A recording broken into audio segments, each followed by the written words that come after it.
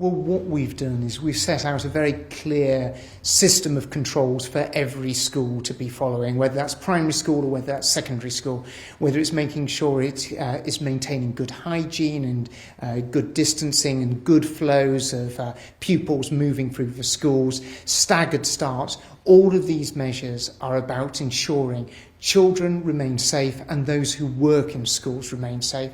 But by doing that, we can see all children returning back to their classes. And we've already seen over 1.6 million children going back to school safely, not just safely for them, but also safely for those who work in schools. Well, we've been incredibly clear in terms of the guidance that we've given as to how schools can work and operate in a safe and proper way. And we've seen secondary schools welcoming back years 10 and years 12 at the end of last year, and many students coming back and benefiting from being back in education.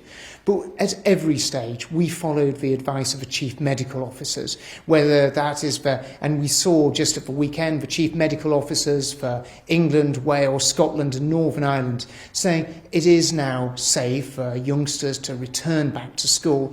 And actually there's more harm done to those youngsters by them not being in school. That's why it's the right time for all children to come back. You mentioned Leicester there. In Leicester, when there was a lockdown, the schools were closed. So would you expect to see schools closed if there was a local outbreak?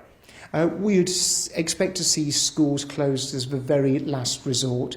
We know that children have missed out on so much by not being in school. We know that children have missed being with their friends and being with their teachers and having the opportunity to learn in wonderful classrooms such as this. So we would see schools closing as the absolute last resort. Do you think parents should be fined if they don't send their children back to school next week?